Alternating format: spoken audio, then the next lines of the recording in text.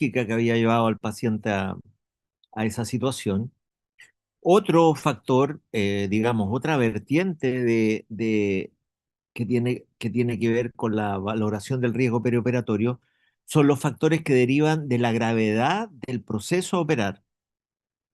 ¿A qué me refiero? No es lo mismo un paciente que se opera, por ejemplo, de cálculos en la vesícula en forma electiva, puede hacerse un examen preventivo, le pidieron una ecografía y aparecieron piedras en la vesícula. Se tiene que operar y llega mañana a operarse sin ninguna complicación. Es absolutamente diferente el escenario si el paciente, por ejemplo, hace una crisis de un cólico biliar o hace una colecistitis aguda y llega a operarse de urgencia. Esos factores dependen exclusivamente de la gravedad del proceso que se va a operar. Y la tercera derivada que aporta elementos a la valoración de riesgo perioperatorio es lo que se refiere al acto quirúrgico mismo. Independiente de la condición basal del paciente, independiente de la gravedad o no gravedad del cuadro quirúrgico, la resolución de ese problema puede requerir una intervención mayor desde el punto de vista anestésico o quirúrgico, y eso también, por supuesto, que le confiere un riesgo mayor. Por ejemplo, una cirugía cardíaca, independiente de que pueda ser por la causa más simple en la que ustedes puedan pensar, siempre es una cirugía de alto riesgo. Una neurocirugía, aunque sea por una lesión mínima, una lesión benigna, etcétera, siempre es una cirugía de alto riesgo. Eh, no sé si se entiende la idea. Ahora, em, ¿quiénes participan en esta valoración del riesgo? La verdad que todos podemos aportar. Aporta, por supuesto, el equipo quirúrgico, que son, en definitiva, el equipo tratante del paciente. Por supuesto que también aportamos nosotros los anestesiólogos con la experiencia y la evaluación de los antecedentes, como decíamos antes. Pero también se puede combinar o conminar a que participen en esta evaluación otros especialistas, por ejemplo, en base a interconsultas. Un paciente tiene una patología, por decir algo, una diabetes que no está bien controlada, yo lo mando al diabetólogo para que me dé un esquema de manejo y me diga en realidad cómo estima él que se podría comportar este paciente durante este procedimiento, por ejemplo. Y por supuesto que el paciente tiene que aportar la mayor cantidad de datos y antecedentes posibles también, para que en definitiva esta valoración de riesgo sea lo más completa posible.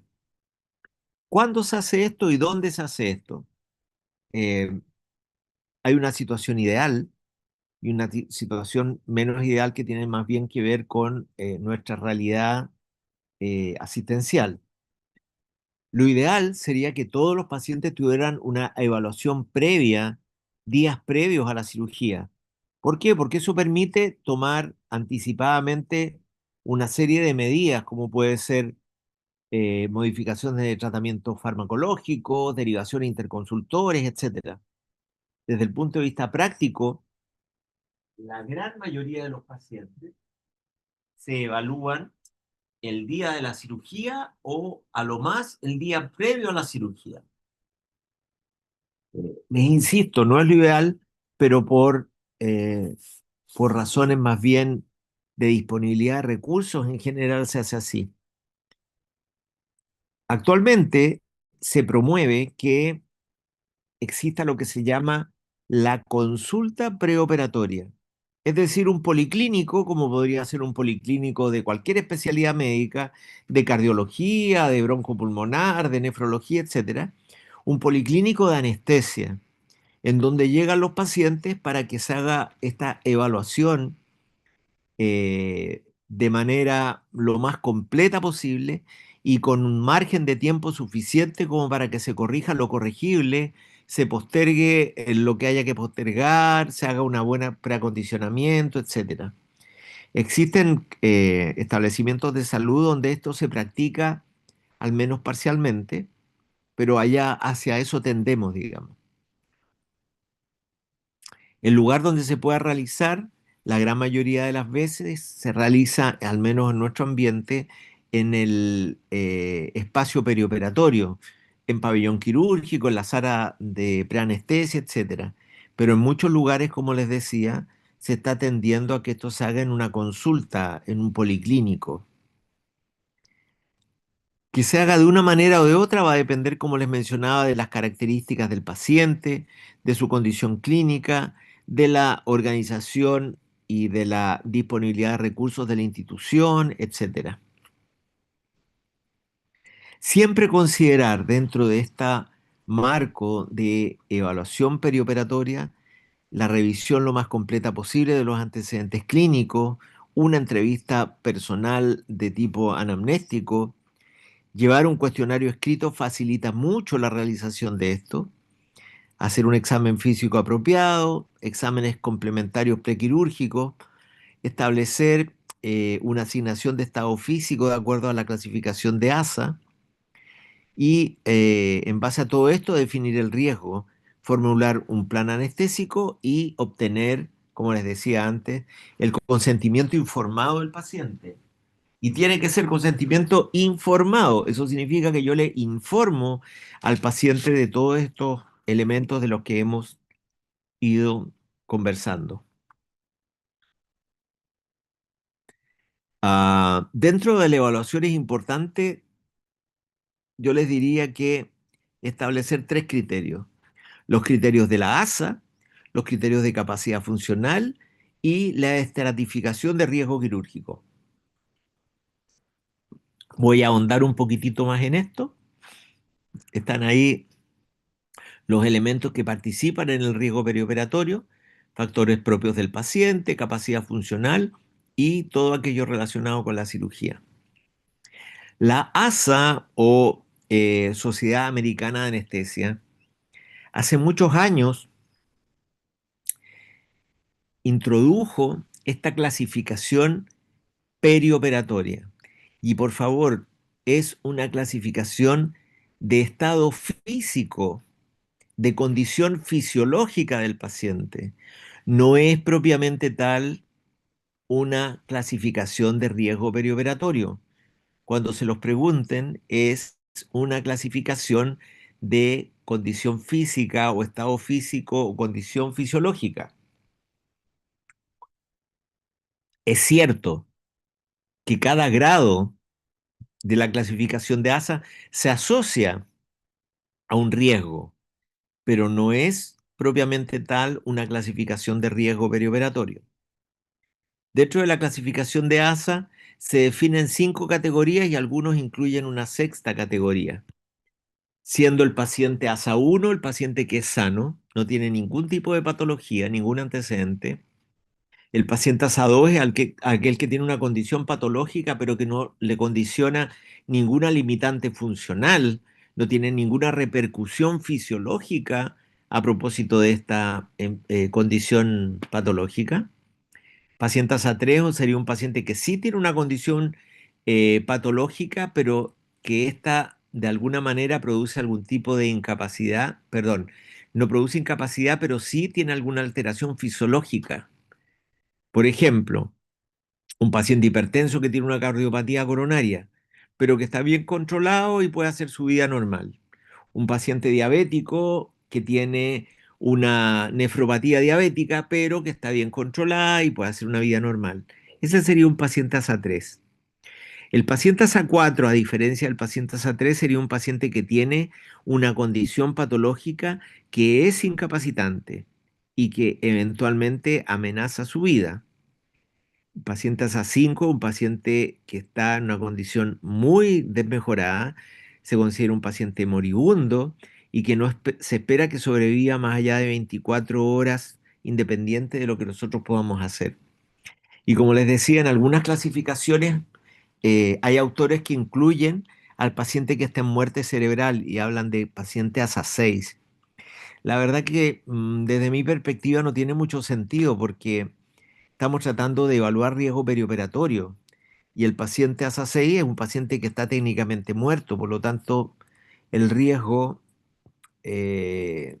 no existe. Ya se definió su futuro, digamos. Pero, como les digo, en algunas literaturas se menciona a propósito de los pacientes que van a ser donantes de órganos. Y a cualquiera de esas condiciones se le puede agregar una E o una U, que significa emergencia o urgencia, si es Recording que la stopped. condición que lleva al paciente a pabellón es un procedimiento de emergencia. Respecto a esta clasificación, yo les decía que efectivamente no es una clasificación de riesgo perioperatorio, es una clasificación de estado fisiológico, pero sí se asocia a un riesgo perioperatorio y eso hay que saberlo. Por ejemplo, un paciente ASA1 tiene un riesgo de mortalidad operatoria del orden del 0,06 al 0,08%.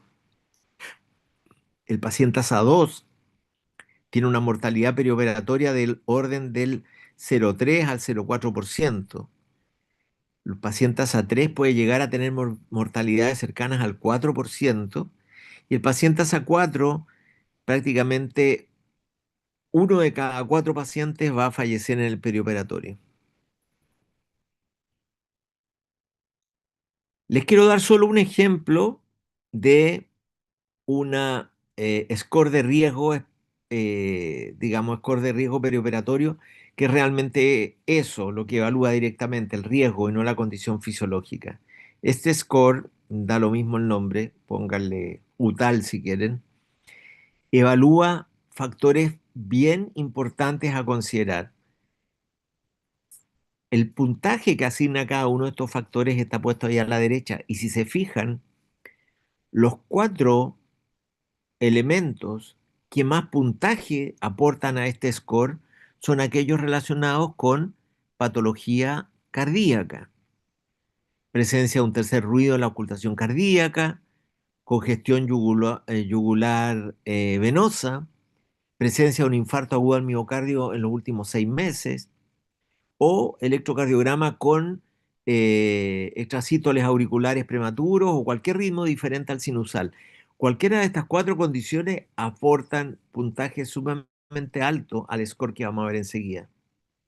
Hacia abajo siguen otras alteraciones. La primera de ellas, que sería el punto 5, también está relacionado con alteraciones cardiovasculares. La edad en sí es un factor de riesgo independiente. Si el procedimiento es un procedimiento de emergencia o no, el tipo de cirugía, independiente de la condición del paciente, si es una cirugía intratorácica, intraabdominal o aórtica, y el estado general metabólico del paciente. Una vez evaluados estos elementos en nuestro paciente, se procede a sumar los puntajes independientes, y ese score nos va a dar que el paciente es clase 1, es decir, que tiene una puntuación entre 0 y 5 puntos, y va a tener complicaciones en general ninguna o complicaciones menores en la gran mayoría de los pacientes, el 99%, con riesgo de complicaciones mayores muy bajo. Pero si nos vamos al paciente más complejo, al más complicado, que es el clase 4, que tiene 26 puntos o más del score, tiene una probabilidad de muerte mayor al 50% en el perioperatorio. Y si se fijan, para tener 26 puntos no es tan difícil. Ya si tiene un tercer ruido, más una congestión yugular, más un antecedente, un infarto, hace menos de 6 meses tenemos más de 30 puntos. ¿Qué nos dice esto? Que los elementos que mayor riesgo aportan al perioperatorio son aquellos relacionados con patología cardiovascular. Y eso hay que tenerlo muy, muy presente en la evaluación preoperatoria, en la anamnesis, en el examen físico y en los exámenes que yo le solicite a mi paciente. En el fondo, tengo que, de alguna manera, optimizar mis recursos para evaluar fundamentalmente estos elementos que son los que mayor peso dan al riesgo perioperatorio. Mencionaba en una de las diapositivas anteriores que además de la clasificación de ASA y de riesgo perioperatorio, era importante definir en forma independiente la capacidad funcional del paciente. Es decir, cómo se desempeña él en el día a día, en la vida diaria. Y hay varias maneras de hacerlo.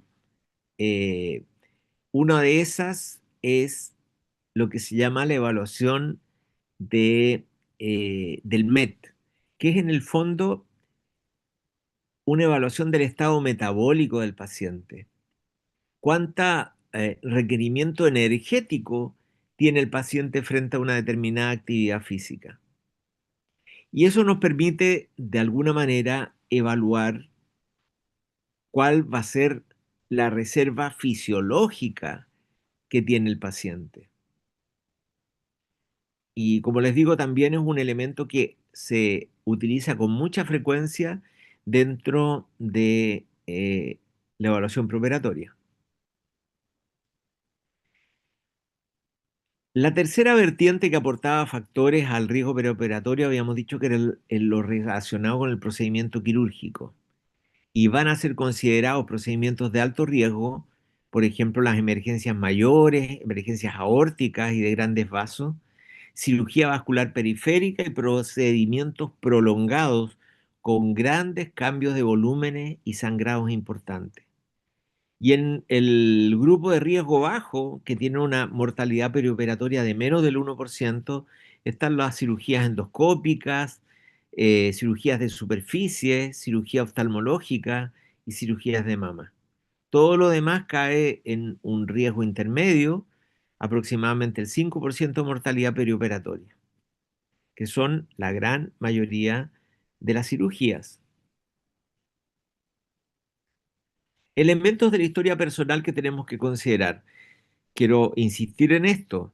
La edad es un factor de riesgo independiente, por lo tanto, tener un paciente de más de 70 años, independiente de su condición fisiológica, ya le aporta al procedimiento un mayor riesgo. Indagar por las enfermedades, hábitos, uso de medicamentos, etcétera, etcétera, como ya había mencionado anteriormente.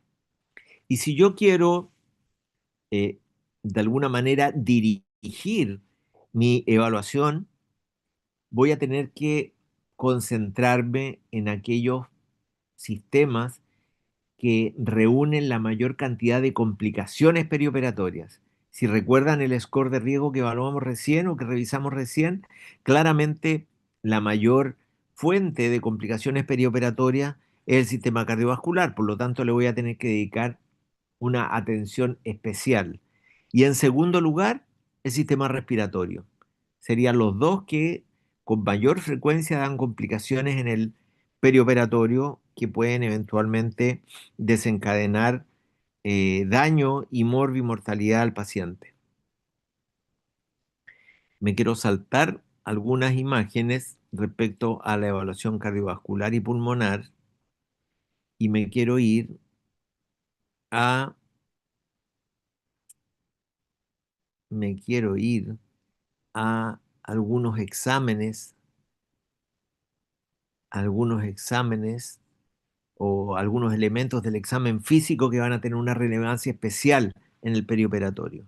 Además del examen físico habitual que ustedes bien conocen, a mí me va a interesar sobremanera evaluar algunos elementos de la vía aérea. ¿Por qué?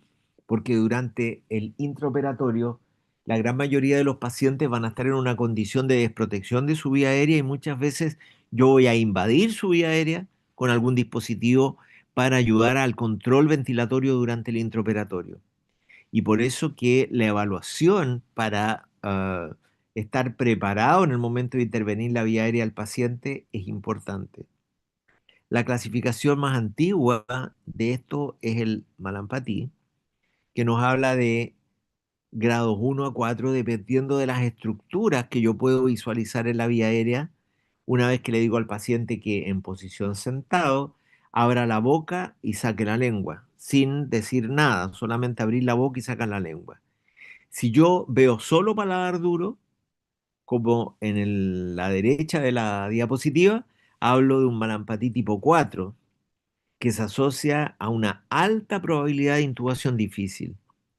Y si yo logro ver todas las estructuras del retrofarinx, pilares amigdalinos, úvula, paladar duro y paladar blando, yo hablo de un Malampati 1, que es un paciente que con muy alta probabilidad no va a tener ningún problema en el manejo de su vía aérea. Entonces tenemos que incorporar esto como probablemente un nuevo elemento a nuestro examen físico. Una vez que yo evalúo las condiciones de la vía aérea y duermo al paciente en caso de que le vaya a dar anestesia general, trato de visualizar la vía aérea ahora con el paciente dormido, ayudándome con un laringoscopio.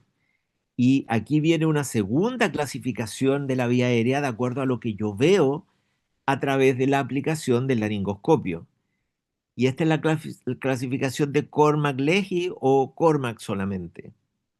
Y Cormac clasifica la visualización de la vía aérea a través de la laringoscopía también en 4 grados, siendo el grado 1 en el que yo logro la visualización de toda la apertura glótica con las cuerdas, comisura posterior, aritenoide, etcétera. Y el grado 4 sería aquel en el que yo no logro ver nada y a veces solamente logro ver una puntita del epiglotis, pero nada de la vía aérea. Obviamente que los pacientes grado 3 y 4 van a ser más difíciles de intubar que los pacientes grado 1 y 2. Y eso de nuevo me va a obligar a tomar ciertas estrategias y medidas que permitan realizar el procedimiento de manera exitosa y segura. ¿Qué pasa con los exámenes? Con los exámenes de sangre.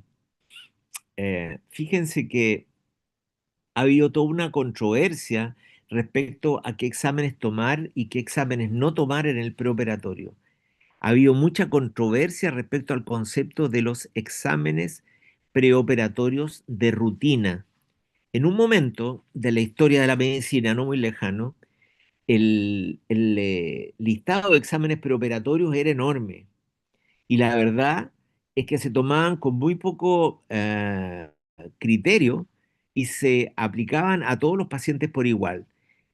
Se hizo un estudio respecto a esto en la década del 90 en Estados Unidos y se vio que lamentablemente el 60% aproximadamente de los exámenes de laboratorio preoperatorio, entre comillas, rutinarios que se hacían en esa época, se podían eliminar.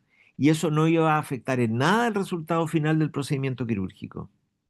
Pero lo más grave de todo es que en un porcentaje que llegaba en algunos casos a ser hasta el del 95%, aparecían en los exámenes alteraciones que podían hacer alteraciones menores o incluso alteraciones sin ninguna repercusión fisiológica que no eran registradas y que por lo tanto podían acarrear un tremendo problema médico-legal. Imagínense ustedes que un paciente se va a operar de una cirugía electiva, le toman una serie de exámenes preoperatorios, entre comillas, de rutina, y dentro de esos exámenes aparece que tiene, qué sé yo, un hematocrito de 37%. Nadie le da mucha importancia, ni siquiera queda registrado. El paciente se opera electivamente de un cálculo de la vesícula y tiene una complicación perioperatoria. Probablemente la complicación no va a tener ninguna relación con ese hematocrito, pero desde el punto de vista médico-legal, un juez perfectamente les puede decir que podría estar relacionado y que por qué no se tomó ninguna medida respecto a eso. A lo que voy es que los exámenes tienen que ser criteriosamente solicitados de acuerdo a elementos concretos de la anamnesis y del examen físico y no tomar exámenes a diestra y a siniestra sin ningún propósito específico, porque eso, les insisto, aparte de los costos, del aumento de los costos innecesarios, puede asociarse a un problema médico-legal grave. ¿Cuáles son los exámenes que habitualmente tomamos? Por ejemplo, el hemograma está indicado solo en pacientes mayores de 60 años o mujeres en edad fértil o en pacientes que van a ser sometidos a cirugías que son potencialmente sangradoras. Por lo tanto, no es un examen de rutina para todos los pacientes. Las pruebas de coagulación, que por mucho tiempo también se pidieron como exámenes de rutina, solo deben ser solicitadas si hay una historia sugerente de una coagulopatía. Solo deben solicitarse si el paciente está tomando algún medicamento que altera la coagulación o es un paciente alcohólico que consume más de 60 gramos de alcohol al día. El electrocardiograma tampoco es un examen de rutina. Debería pedirse solo en mayores de 40 años o en pacientes gran fumadores o en obesos con un IMC mayor de 30. La radiografía de tórax tampoco es un examen de rutina y debería solicitarlo solo en las condiciones que ahí se mencionan. Ahora, si yo tomé exámenes, ¿cuánto tiempo duran? ¿Cuánta validez tienen? Se considera en términos generales que la validez o vigencia de los exámenes es de 6 meses en condiciones de pacientes que se mantienen estables. Por lo tanto, si se han tomado exámenes en un periodo menor a 6 meses, no tiene ningún sentido repetirlos, porque eso acarrea solo costos innecesarios.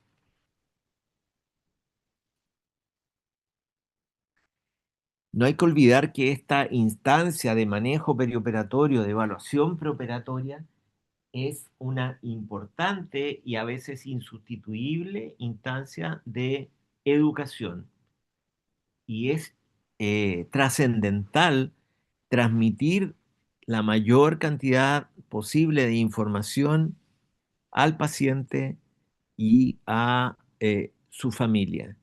Y una vez más les quiero mencionar que el consentimiento informado es un estándar actualmente en todos los establecimientos de salud.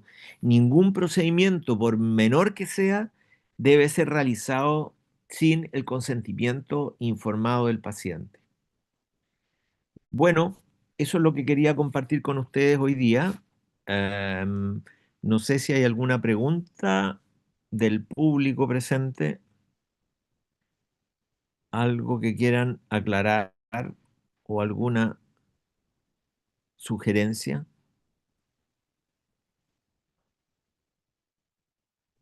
Doctor, Sí, yo tengo una duda respecto con PPTs, como el resto sería como estudio autónomo, no te entiendo. ¿Qué cosa?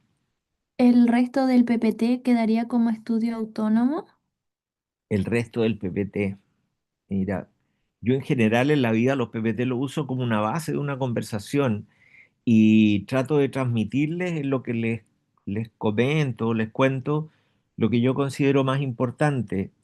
Revisen el PPT completo, pero lo más importante es lo que yo les comenté durante la conversa. Ya, muchas gracias. De nada, ¿alguna otra pregunta o alguna duda?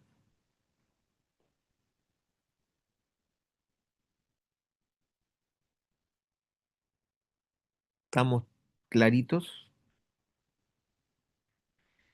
Em, Guarden estas clases, guarden el audio, lo que hayan grabado, lo que hayan tomado nota y por favor, antes de su rotación por pabellón, repásenlo, porque no es raro que cuando llegan a pabellón no saben ni siquiera lo que es una clasificación de ASA o no saben qué sentido tiene la monitorización o el riesgo perioperatorio. Em, es bueno siempre cuando uno llega a una rotación clínica, llegar con alguna base y en general lo que yo les transmito durante estas 4 clases o lo que tengamos es lo fundamental, lo esencial. Obviamente que hay mucha más información, pero ya con esto tienen como para defenderse frente a, a una pregunta o a una primera aproximación al ambiente anestesiológico. ¿Ya? Ya pues chicos, entonces si no hay preguntas, aquí quedamos. Ya, bro.